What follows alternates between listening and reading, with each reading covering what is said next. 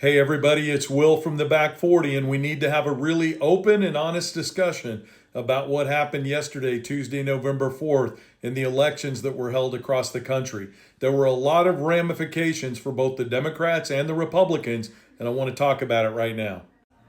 Now, if I was a really petty guy that believed in I told you so videos, which I'm not, by the way, I'd be talking about two things at the beginning of this video. Oh, heck, why not? I'm going to go ahead and talk about them. First, if you remember, I did several videos leading up to the election that pointed out two different things. Number one, we had a lot of Republicans out there claiming that the polls that reflected a Democratic win in these elections across the country, that these polls were skewed. The first piece of really negative information that came out of last night's election for the Republican Party is the fact that Democrats across the country outperformed the polls. What does that mean? Well, if you remember, when I posted videos after the general election in 2024, I pointed out the fact that we had so many Democrats that stayed at home, meaning we had a high favorability rate among Democratic voters, we had a high motivation rate among Democratic voters, but in the end, we had a lower turnout than what the polls showed we were going to have. Last night, all across America, for Democrats of all stripes running for office in this country, Democrats outperformed the polls. And that's scary for Republicans out there in the races. Why? Because the midterm election polls show the Democrats with a strong lead. And if we outperform in the midterms, like we outperformed last night, it's going to spell disaster for the Republican Party. The second point that I would bring up, if I wanted to make an I told you so video, is that whenever I made the argument that Republicans out there were putting too much stock into the polls that showed that the Democratic Party wasn't popular, and they were counting on that to produce wins across the country, that they were just simply barking up the wrong tree, that dog wouldn't hunt. And I tried to explain to you that the negativity driving the bad numbers behind Democratic popularity in this country is not because people disagree with the policies of the Democratic Party or that they're not going to vote for Democrats. It's because we Democrats are fired up that we don't feel that the Democratic Party is doing enough to push back against the Republicans. That's why we're angry at the Democratic Party. Not because in some strange, esoteric, utopian world, we would actually ever vote for a Republican to accomplish that same change in this country. And that's what we saw last night. Even though the Democratic Party has unusually high negativity numbers right now, people came out in force across the country and gave the Democratic Party one of its biggest wins that we've seen in a long time. Now, for my friends in establishment Democratic Party politics across the country, imagine how big those wins will be when we actually do a better job of pushing back against the Republican powers that be. All right, enough about the I told you so stuff. Let's talk about what happened last night.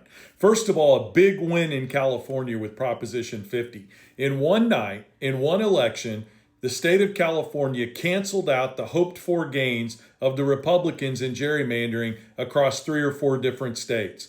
Now, why is this an even bigger loss for the Republican Party than what they're talking about today? I'll tell you why. Because the Republican Party, in order to increase the number of red districts that they're trying to increase in the state of Texas and Missouri and other states around the country, they're taking really strong Republican-leaning districts that are sometimes plus 10, plus 15% Republican. And in order to get those Republicans to water down Democratic districts, they're making some of these congressional districts only plus 3, plus 4, plus 5 Republican. Well, what does that mean in the long haul?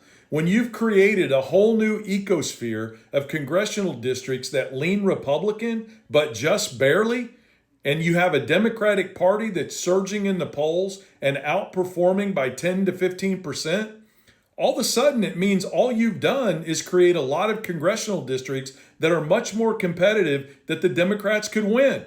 So you could see this backfiring in Texas. You could see this backfiring in Missouri and Indiana and Florida and other states. Something they did not think through in their hubris and in their efforts to gerrymander and rig the midterm elections.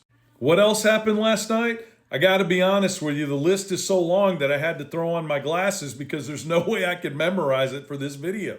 Not only did Virginia Democrats flip the governor's race, the lieutenant governor's race, the AG race. They also had massive gains in their state House of Representatives. And on top of that, listen to this, guys.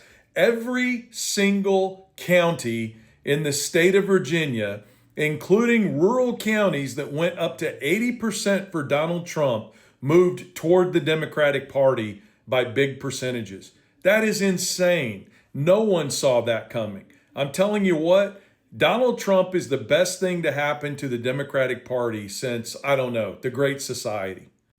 And in the New Jersey governor's race, where the Democratic candidate for governor was only expected to win by 2 to 5%, she outperformed the polls by over 10%.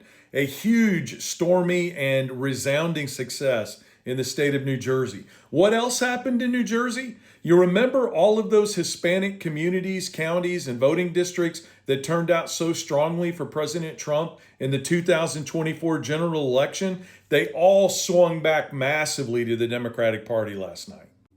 And then, despite the best efforts of some inside the Democratic Party and the president himself, Mamdani had an amazing win in New York last night. And how did he do it? I'm not as concerned about the differences in Mamdani's platform versus what we like to call corporate Democrats or whatever fancy name you want to use. I just know that he won because he ran on a platform of affordability.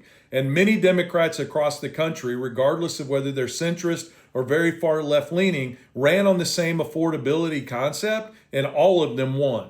A lesson that needed to be learned last night and needs to be carried into the midterms.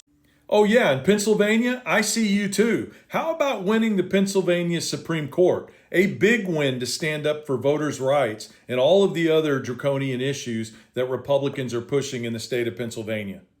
And oh yeah, you sneaky little Republicans there in Maine, don't think we didn't see you trying to pass those laws to legally suppress the vote in Maine. And the voters of Maine said, hell no, and ran you out of the door.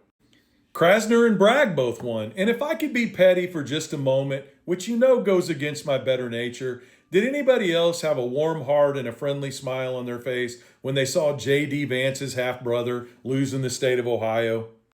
And oh yeah, all you Bulldogs down there in the state of Georgia, don't think I didn't notice the fact that you flipped 2 statewide offices to the Democratic Party. And that's got to warm your heart with those re-election efforts coming up for Warnock and Ossoff down in the state of Georgia.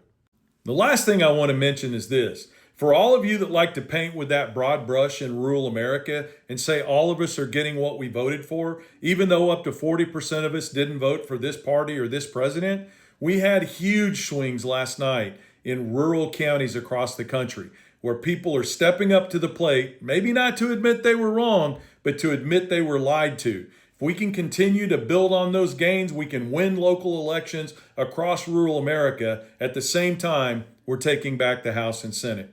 So all in all, what's my summary? The Republican Party, they lost big last night. Donald Trump is the worst thing to happen to the Republican Party in a long, long time. And even though he tried to make the claim today that he wasn't on the ballot last night, you can bet your sweet patootie that he was on the ballot. Last night's election was all about Donald Trump, and he cost the Republican Party, let's see, what does he call it? Bigly.